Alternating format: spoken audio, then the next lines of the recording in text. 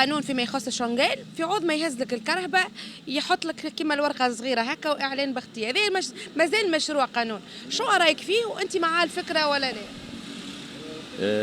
يجي اما لا اله الا الله محمد رسول الله.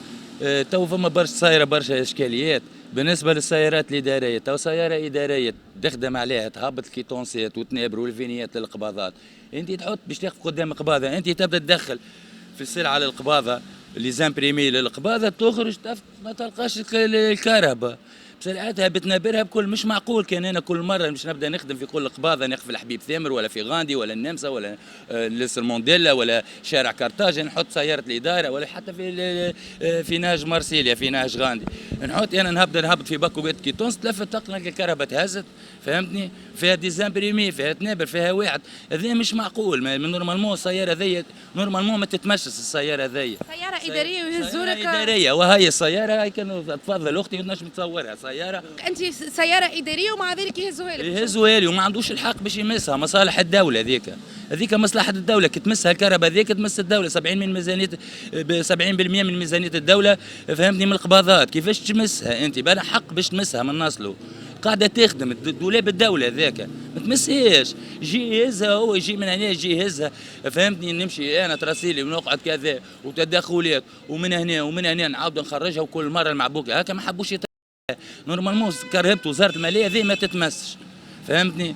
وانت واقف قدام الاداره نتاعكم هذا قدام. السؤال هذا موجه للسيد الرئيس، لازم نشوف له حل مع الشنقال في السياره الاداريه ذي ما عادش تتمس. هذه قاعده تخدم شاده 16 نقباض ماليه وبلديه ما يلزمهمش يمسوها، ما عندهمش حق باش يمسوها. رانا نعيشوا في دوله قانون ومؤسسات. انت تقف في بلاصه قانونيه ولا مخالف ولا قانونيه يا اخي قدام قباضتي. يعني القباضات الكل تابعتنا يا اخي. القباضات الكل ما يتابع امانه المال الجهوي تونس واحد. ما تخرج من امانه الجهوي تونس تدور على القباضات باش تعطيهم السلعه. كي ما نقفش قدام قباضتي ونهبط لها السلعه وين باش نقفها الكهرباء؟ وين باش نحطها؟ باش نحطها يلزمني قدام القباضه من هابط السلعه وين باش نحطها؟ كل قباضه نقف قدامها لازم نحط السلعه نهبط لهم اللي كيتونس والواحد. علاش يعملوا هكا؟ مش معقول. قدام من مره هزوا لك الكهرباء؟ هزوها لي اكثر من 6 ولا 7 مرات. ونقعد نجري ونكلم كاتب في عام بلديه تونس ومره كذا وساعات نمشي نخلص بالفلوس. مش معقول. مش معقول. لازم يلقوا لنا حل. مش معقول. نحكيو على الشنغال في بلادنا، شنو رايك في الخدمات نتاعو؟ الشنغال انا ماذا بي تنحى في وقت وجيز جدا على خاطر يضر في الكرهب بصراحه. يشنقل لك الكرهبه تلقى الباراشوك مكسر الفيها مكسر وخساره وقت. يعملوا لنا خويا حاجه اللي نجموا نخلصوها توصيل ولا خطيه نمشيو نخلصوها هذا كيما المروريه الخطيه المروريه مثلا رادار ولا حاجه تخلصها ترتاح. عليه شنقل وقعد دور وساعات ما يجيك بعد قداش وبرا. فهمتي؟ هو الشنغال من مهامه انه يهز الكرهبه كي تلقاها مش في بلاصتها معناها مش في بلاصه قانونيه. صحيح. ها نقول لك علاش مثال في الكار اللي بتهز فيها الشنقال. مثال واحد حاط كرهبته يجي الاخر يحطه دوزيام بوزيسيون. انا معاك هزها له خاطر هذاك ما عادش نجم يخرج عباره عملته صابولي هو ما يسالش. اما كرهبه هلا غالب باهي في بلاصه مش عاديه ما تشنقلهاش. خذ النمره وبعث له خطيه كيما الرادار كيما اي واحد يمشي يخلص في القباضه وانتهى المشكل. في يده 15 يوم باش يخلص ونرتاحوا بالحق نرتاحوا. المشكله وين؟ ما تلقاش حقك.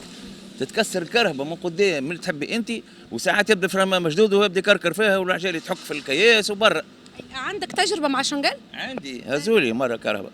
هزولي مش مره واثنين هزولي لي. مش والله هي مره حتى في بلاصه في التوفيق بعد المحكمه من فوق من غادي وفي بلاصه بعيد على كل شيء وهزوها لي. ايوه بعد شو عملت؟ مشيت خلصت 50 دينار في الباركينج هذاك اللي في القصبه الحجز البلدي. هاي عليه قلت دعيت به بصراحه رانا دعيت به على خاطر ظلم حرام. هزني حرام بكاك. وكرهبتك لاباس؟ لا كرهبتي لاباس وقت ما صارش. لا ما قريبه خاطر من التوفيق نتاع الدرجين. فهمتي؟ مشكل ما يمشي بها لبعيد. معليش قلت لي مثلا الكراهب يتضربوا نتاع بسبب الشنغال. ما يردوش بالهم يهز يشنقل وما على بالوش. شفت حاجات من نوع شفتها قداش ما حد باراشوك تاعي وثم شكون فيها مكسر نتاعو والله لا وما يستعرفولكش تلقاش حقك. هو تو فما مقترح قانون انه في عوض ما يهز في عوض ما يهز الكرهبه يلصق لك كيما اللافته الصغيره. صحيت حتى خويا كيما البلدان المتقدمه حط لي ورقه نمشي نخلص في القباضه وانتهى. كهو انت مع الفكره؟ مع الفكره خويا بصراحه. شنو الايجابيات نتاعها حسب رايك؟ الايجابيات نتاعها هما كرهبتك تبدا لاباس وما تتعطلش ما تخسرش وقتك. ثم تخرج تلقى ورقه تمشي تخلصها في القباضه كيما الرادار ما تخلصوش بعد 15 يوم تولي لك دوبل. انا خويا مستعد نخلص عملت مخالفه نخلص ما فيهاش حتى شيء. نحكيو على شونغيل وعلى التشكيات المتواصله من خدمه شونغيل، وبرشا ناس اليوم يقول لك السيارات نتاعنا تضرت. انا مش ضد انك تهز كرهبتي، ولكن هزها بطريقه باهيه ما تخلينيش نخسر حتى قطعه من القطايع ونوصل نخلص الخطيه نتاعي ونروح على روحي. شو رايك مسيو؟ الرأي نتاعي أنا رأي مخالف جدا. لاحظت أنا كمواطن من بعد الثورة تقريبا قدم في النظام ومظاهر هذه تبعث مظاهر تخلف. كان واحد حاط في باركينج والاخر حاط في كنبه في جرده والاخر حاط في كنبه في ما عرفش قدام فارماسيه والاخر حاط. هو كي يجي شك المواطن اللي جاي قبل تو اللي كلمكم قال لي شك انا قبل يعني يجي شونغيل وما شونغيل. كي لي احنا عندنا شنو تعرف شنو اللي زاكونفنيون اللي فاهم هو كونه كي لي سياره اداريه سياره اسعاف مثلا سياره حمايه مدنيه ويلقاها الفوضى هذه ما يجيش يعمل عمليه التلجن نتاعو بالنظام معناها شيء اسف. هذه تعد مظاهره تخلف صراحه. هذا شيء محسن. وحتى الاجانب اللي يجون هنا لاحظوا علينا شنو هذه عقليه تونسيه كيفاش كذا. شونغيل شنو يجي يخدم روحه شونغيل ما نجم كيش يعمل لك هو يحط لك بلاك ويمشي يقول لك برا لا الحق تبعني. هو الوقت هذاك في حاجه انت قاعد في وقوف غير قانوني. هكا ولا غير قانوني. هو محتاج نظام. هذه نظام معناها النظام من علامات تقدم المجتمعات.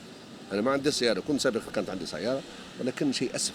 أنا كنت تسمع في المواطن يقال لي هز لي سياره اداريه معناها وانا قدام في مهمه يتسمى. اوكي سياره اداريه يحتاج الى سن قانون تشريعي. هذا يرجع القانون هذا باش العون اللي قاعد يقوم بلد يقوم يرجع القانون يقول خويا سياره اداريه ما تمسهاش راهي مهمه ذات مهمه اداريه. ولكن في بعض السيارات الاداريه لاحظناها في الشروط ولاحظناها في الغابات ولاحظناها هذا علوش ولاحظناها هذا معناها بغير تحكيليش على شيء اسف يعني. هي شو سياره اداريه؟ شيء مقدس سياره اداريه.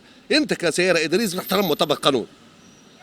السيد هذا زي المواطن اللي كان يحكي قبل قال لك تشكل على الاقل تحط 4 ضوء سياره اداريه قاعد نهبط في سلعه عاجله توقيف وقتي يعني مؤقتا.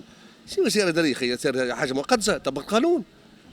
سياره اداريه شفناها في مواضيع مخزي يعني صراحه شيء ما يتقال. مقترح قانون توا باش يتبدل معناه في عوض ما يهز لك كرهبتك فما كيما الورقه هكا صغيره يحطها لك وتمشي تخلص الخطيه نتاعك. هذه تصلح للمواطن الاوروبي في صحيح يفهم روحها اما لان احنا ما تفهمش. الردع باش يجيب الثنيه. اوكي تجي انت قدام فارماسيه ولا قدام ايمرجنسي واحده بلاصه نتاع استعجالات تبلص رهبتك تجي قدام دوره وتحط ممنوع الوقوف كار دايره ولا حاجه ولا حاجه معناها مستعجله فهمت لا سياره مستعجله حادث كذا كل شيء تجي انت تحط كهرباء يحط لك بلاك يتعدى زيد تخمشها. لا يصلح معنا الا تطبيق القانون. اما فما لوم على طريقه فما لوم على طريقه الهزان نتاع الكهرباء خويا انت والماتريال اللي جايبه شريتها البلديه كان نظيف تو يهز بنظافه كان عقليه هذه عقليه هذه.